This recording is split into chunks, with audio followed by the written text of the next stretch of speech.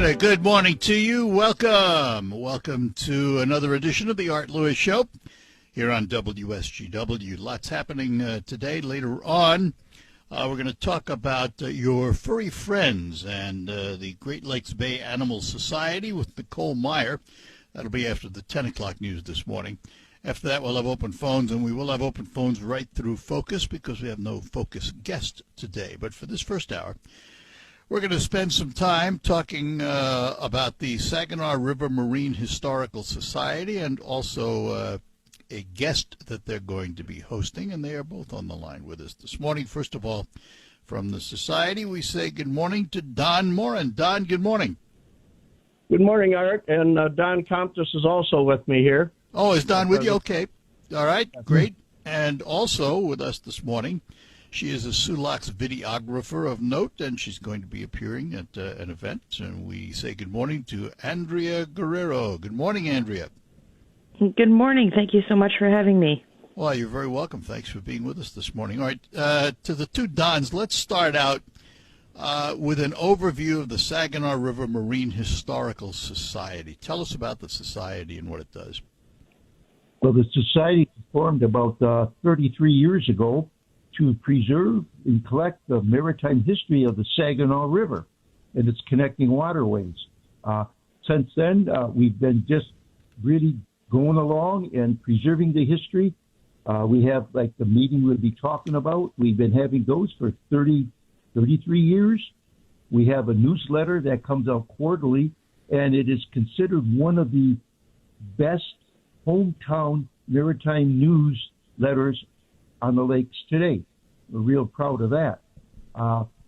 And we have we're working with the Lighthouse, with the Dow Chemical Company on the preservation of the Saginaw River Rear Range Lighthouse, and that is really moving along great. So we're just a kind of a laid-back, fun organization educating the people on the history of the Greater Bay Area. And you mentioned meetings. When do you meet? We meet the third Saturday of each month. November will be our last meeting, and then we don't do anything in December, but we start again in January. Again, that's the third Saturday. The program starts at 6:30, and it's taking place at Trinity Episcopal Church on Center in Grant Street in Bay City. Now, this Saturday, October 15th, Andrea is going to be the guest. So, Andrea, let me ask, how does a real estate agent get herself involved in videography and the world of ships? That's an excellent question. And the funny thing is, I think I was strangely involved in ships prior to even becoming a realtor, only because I didn't live in the Sioux for 20 years. I was born and raised here, but there was a time when I moved away to southern Ontario, and it wasn't until I moved back that I really got involved in the ships. And at that time, I actually had an interior design business, and I fell in love with the ships while being here. I live with my folks. I came back here because they were both 80 years old at the time, and we have a house on the river here in Sault Ste. Marie, Ontario.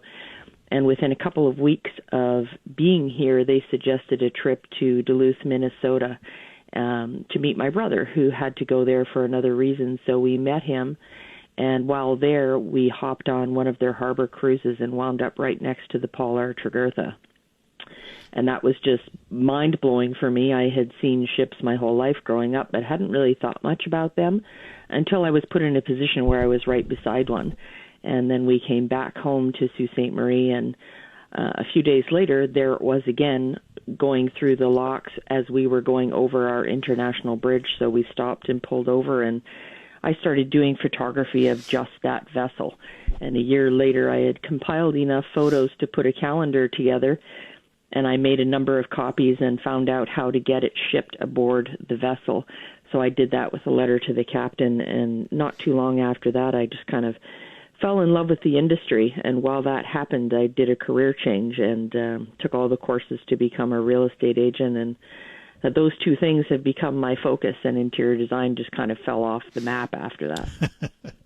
Unlike another friend of mine, Rick Mixter, who does a lot of diving on shipwrecks, yours is all surface. Is that right? Yes, that's correct. I do a lot of photography and videography when I can, although the one thing I don't do is drone work.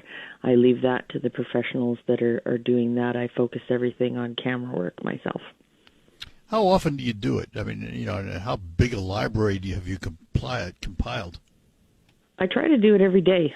Being a realtor, being a realtor allows me a lot of independence and a lot of ability to be able to, in between showings, if there is a ship here, because I happen to live in Sault Ste. Marie, I'm in a position where it's very busy. So there's constantly, just 5 minutes before I even came on the air with you, a ship went by. So I have an opportunity even from home, or if I'm downtown, I can scoot down to the waterfront in a few minutes and grab something. And 20 minutes away, we have an area that's beautiful. 45 minutes south, there's an area on the St. Mary's River that I can shoot. So I can sort of go in and out of appointments. I have the ability to take vacation time whenever I feel like it, because it's not, it's an independent career. You're not doing something where you have to be a 9-to-5 job. So I've compiled, as far as the library goes, I could probably say well over 100,000 photos in the 7 years that I've been doing this. And I can say that only because I have a record of everything on my computer, and I've already almost lost it once. Yeah, I was going to say, is it backed up?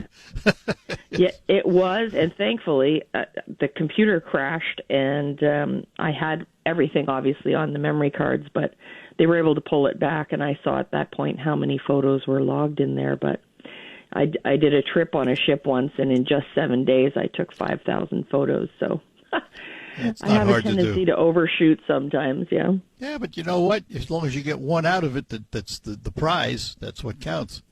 I shoot the same way. I have my camera sitting right behind me here in my office, and I shoot that same way. I go out and just shoot and shoot and shoot, and if I get one or two that stand out, I'm thrilled. Yeah, and I do the same. And I'm still green in the photography industry as far as I'm concerned. I mean, as far as Great Lakes shipping goes, there are so many people out there who have been shooting for decades, and I've only been doing this for 7 years. So I think there's a lot that I have to learn, both about Great Lakes shipping still and photography. So when I shoot in excess to ensure that if I've messed up somewhere, which happens frequently, that, as you say, if one or two come out of it, then that's a good thing for me. And it helps teach me what to do and how to use my camera better. So it's kind of like an adventure every time I try to set out and do some shots of something. We're talking to Andrea Guerriero. She is a Sulaks videographer, going to be in town for the Saginaw River Marine Historical Society this Saturday. We'll tell you more about that. Don Morin and Don Comtois with us from the Society. We're going to take a break, and then we will be... WSGW.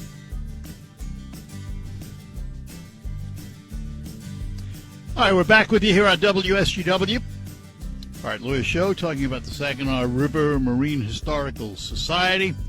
Don Morin and Don Comtois, and also with us this morning, Andrea Guerriero, who's going to be in town. She is a videographer and photographer of Great Lakes ships. Don Comtois, let me ask about this meeting and the wheres and whens and all that, and who's invited.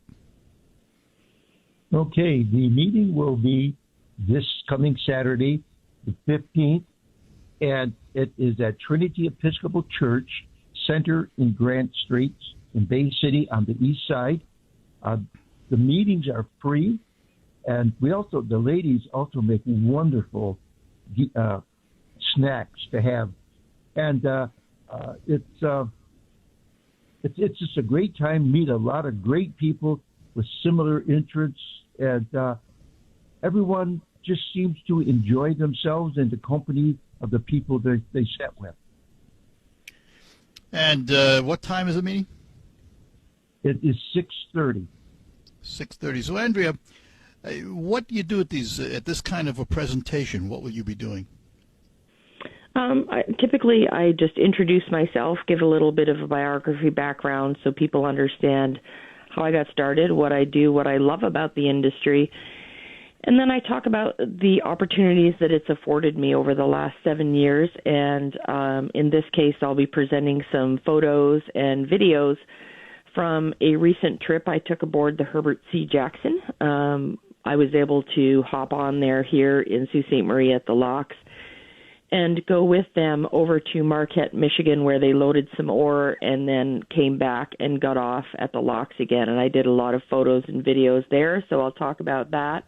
I always open it up to questions. I find that people have a lot of questions about the industry, so I try to answer them as best as I can and just talk to them about the different things involved in Great Lakes shipping and how wonderful it is, and give some more background about things coming up with me and what's happening in the future. Let me ask either the Dons or Andrea, for that matter, as you look at the Great Lakes, and you guys, study the ships, you study the lakes, what's the health of Great Lakes shipping? Is it healthy? Is it a healthy industry right now? Yes, I think it's reasonable. The ships are larger, so there aren't as many, but there's still a lot of product being shipped.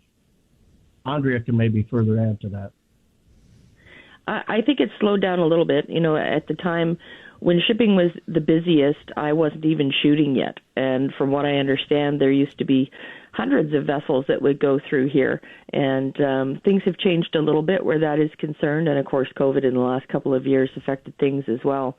But as Don says, there are still a lot of commodities. I think what people don't realize is the importance of Great Lakes shipping to both Canadian and the U.S. economies, because these vessels carry so many different commodities that include things like iron ore, which is the most popular, and that, of course, is involved in the steelmaking process. But then you have things like stone, cement powder, grains, soybeans, blast furnace trim, all these different things that are involved in different processes involved in making product or construction or making food, anything like that. And I think as individuals, we take for granted how important all of that is to us. So it will always be here, and hopefully things get even busier as time moves along. As Don mentioned, a lot of the ships are bigger, so we see less of them because their capacity is greater. I just hope it doesn't slow down to a point where we don't see very many at all, because that means I don't have as much to shoot, and then I would be upset. What's life like on one of those ships? You've had the occasion to actually travel on them, so what's life like? It's a very different experience. Obviously, I experienced it from strictly a bystander's standpoint, so I loved it because I had an opportunity to see, understand, and learn what's involved in being a part of this industry. And the thing that amazes me is how a group of, if we're talking about 1,000-foot vessel, I've had a chance to travel on one of those as well. There are probably somewhere between 20 and 25 individuals on a 1,000-foot vessel. And to put that in perspective, a 1,000-foot vessel is the length of 3 NFL football fields laid end to end. So to have only 20 to 25 people manage an entire system that goes from loading product to carrying that product through the lakes and river systems down to another port and offloading it, there is a lot that's involved that we don't understand. And they do it so seamlessly and so simply, or at least how it looks simple to us, that it's absolutely amazing. But I think what we lose in all of that, because because we are so fascinated by it and interested in it, these men and women sacrifice a lot to be on the lakes. They give up time with their families. They are out there for weeks or months at a time. And yet when they're on these vessels, they're like family together as well. They are a really tight-knit group. They work really well together. They know that they are all missing special occasions and certain things that they wish they could be home for, but they also realize the importance of their job. Yeah. And so they do it to the best of their ability all the time, and it allows us a chance to live the life that we do every day as a result of that. Aside from the master of the ship, the captain, I've always thought the most important person on the ship is the cook. How good is the food? It's exceptional, and I think that's correct. And it is very important for the galley cook to be really good, and in the larger ships they have a second cook as well. Having great food keeps a crew's morale up. It keeps them in a positive frame of mind. They often are working. They will normally work in a four-hour watch segment, and then they'll have time off and they go back for another 4-hour watch. But if you're a mate or if you're a deckhand, and sometimes even an engineer, when you're in port or you're going through locks, that 4 hours can turn into 6 or 8 or 10 or 12 or even more. So you're putting in a lot of time, and it can be very, very exhausting mentally and physically. And to at least have that to bring your physical energy up and remind you, okay, this is all a part of what they get paid for. So all their meals are included. And, of course, the accommodation on the vessel, they all have their own private rooms and private bathrooms and things like that. So they try to make it as comfortable as possible to keep them in as good a frame of mind as possible, because what they're doing can be very difficult, and especially at this time of year, we're getting wind and cold and rain and snow and all the rest of it, and deckhands are outside, and even wheelsmen helping out, and mates, they're standing in that for hours at a time. It boggles my mind. I don't know how they do it sometimes. Yeah, I agree. Don's, either of you ever travel on the ships? No, I've never been on a Great Lakes freighter. One of the weird things is I get terribly seasick, but I'm in an organization. That's funny. Some of the ships in port, and especially the museum ship up at the Sioux, is a great thing that you don't have to worry about being seasick to solid ground. Huh? Right. It's something I've always wanted to do. I've ridden on the Mackinac when the Mackinac was the icebreaker on the Great Lakes. I had the pleasure of riding on it when it broke ice on the St. Mary's. But I've never been on a freighter. Always wanted to do that. Always thought that'd be a pretty cool thing to do. Well, hang on, guys. We're going to take a break, come back, and we are chatting with Andrea Guerriero, a Sulak's videographer. We're going to be in town in Bay City this Saturday. We'll tell you more about it. Don Morin and Don Comtois from the Saginaw River Marine Historical Society. We'll tell you more about that, too, when we return here on WSGW. WSGW. All right, we're back with you here on the Art Lewis Show, talking to Andrea Guerriero. She is a videographer and photographer of Great Lakes vessels. And from the Saginaw River Marine Historical Society, Don Morin and Don Comtois. Don, let me ask you guys about membership in the society. Is it a membership organization, and how does somebody join? We do have a membership, $15, and you get 4 quarterly newsletters. But to attend any of our events are all free. We try to say we put on the best free show in town. Does the Historical Society have artifacts and a museum? Oh, we've got artifacts coming out our ears. We have a small craft, personal pleasure craft. One of them is in our new location for our museum and retail store. Is near the center court of the Bay City Town Center, 2,400 square feet, and we have a tremendous amount of exhibits in there and artifacts. And the centerpiece of that exhibit is the 1913 Defoe motor launch. It's an 18-footer that we acquired and then had restored. That is the oldest surviving vessel built on the Saginaw River, 1913. There's other older vessels, but they're underwater somewhere. And when is the museum open? We're open on weekends, afternoons, and by request. There's a placard in the window, so if someone walks by on an odd time, they're free to call that number. I only live a half a mile away, and I usually manage to accommodate people on an as-need basis, or call one of the other members or make other arrangements. We're real accommodating in that regard. So, Andrea, let me ask you, you spent so much time photographing the ships and following these ships around the Great Lakes. Is that how you spend your vacations, too? It is.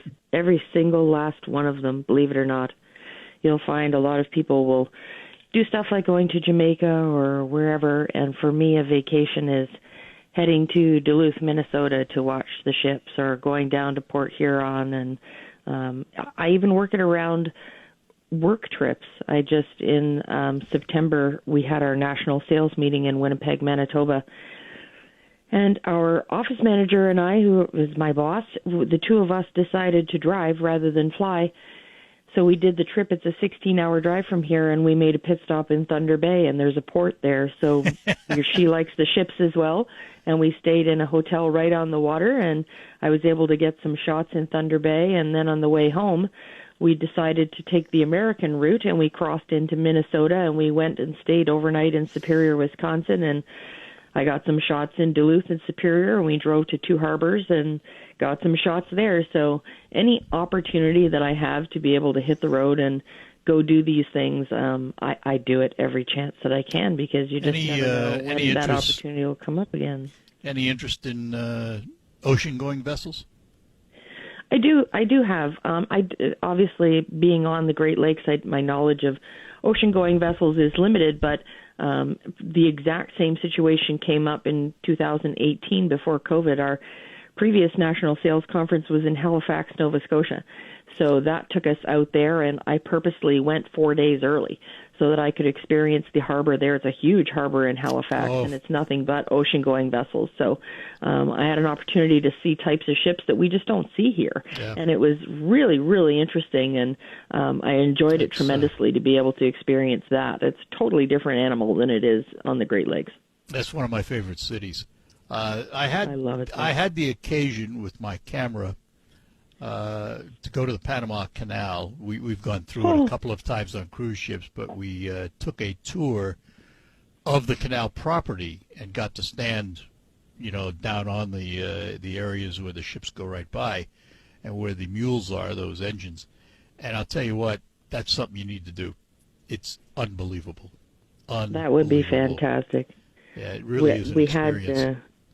It's doing things like that, as I say, when you have an opportunity and you get a chance to do it, it's a once-in-a-lifetime thing. And I sit here in Sault Ste. Marie. I sit on the Sioux Locks Visitors Center Association board, and one of the board members is from the U.S. Army Corps of Engineers. So this past winter, I had a similar opportunity here at the locks. Every off-season, the locks are dewatered, and maintenance work is done on them. So she gave me the opportunity to go with her and stand on the floor of the lock.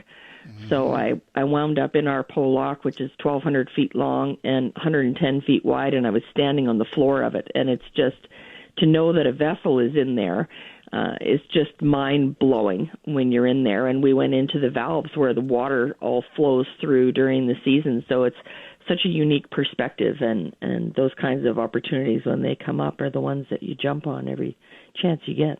Yep. All right, folks, hang on. We'll do one more segment as we talk about Saginaw River Marine Historical Society and a visit this weekend by Andrea Guerriero and her photographs and video. On WSGW.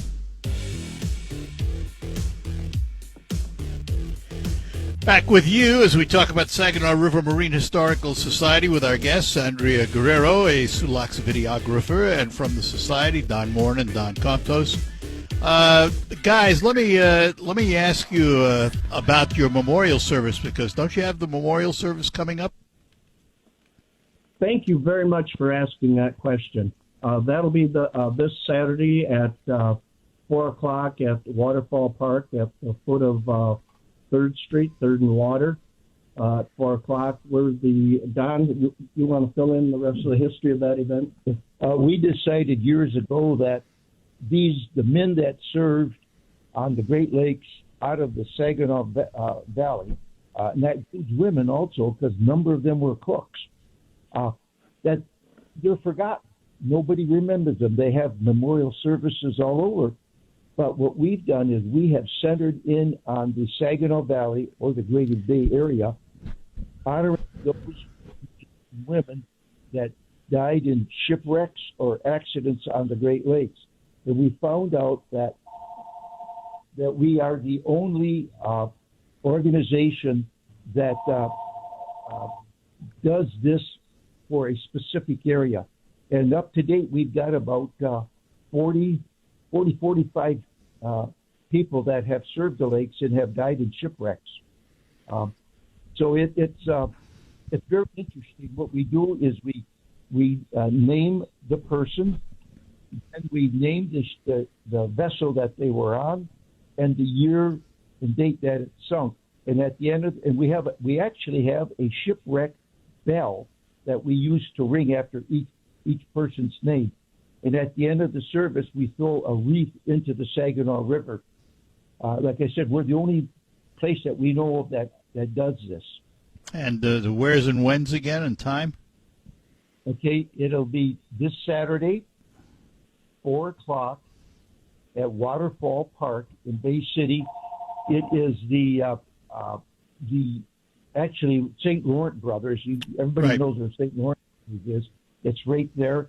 And we put the name of the person in that, and we just honor them that way because they deserve it, because they're lost in history. Mm-hmm. And also, the rest of our activities throughout the year are covered on Facebook, and we have communication with Twitter, Instagram, TikTok. Just look up Saginaw River Marine Historical Society. Our Facebook page not only has our current events, but other maritime-related current events that are going on the Great Lakes and shared photographs. Andrea, how about you? Do you have a website or online presence? I do. I have a Facebook page, which is my largest following. I also have an Instagram account. I have a YouTube channel, and my website is almost complete. It should be going live probably in the beginning of November. Going to have a lot of your photos up on the website? Well, they will be on the website. The website will also deal with the products that I produce using those photos, but the photos and videos are primarily on YouTube with the video side, and Facebook has both photos, videos, interviews I've done, lots of different things. It's a huge compilation of things that I've been doing in the last 7 years. All right. Well, we welcome you to the area this Saturday. Andrea will be down and doing a presentation for the Saginaw River Marine Historical Society. And you can find out more if you go online to the Saginaw River Marine Historical Society Facebook page. They'll have all the information there. To the two Dons, Morin and Comtois, thanks for being with us this morning, guys. We appreciate it. Always learn something. Well, thank you always. You do a great job. Appreciate it. Andrea, pleasure meeting you and talking to you this morning, too. Thank you so much. It was a pleasure to be here. All right. Have a great day. I'm sure there's some ships going through the locks. You better hurry down. Yeah, I think so. All right. Have a good day. Thanks, guys. We appreciate it. Talk to you all soon.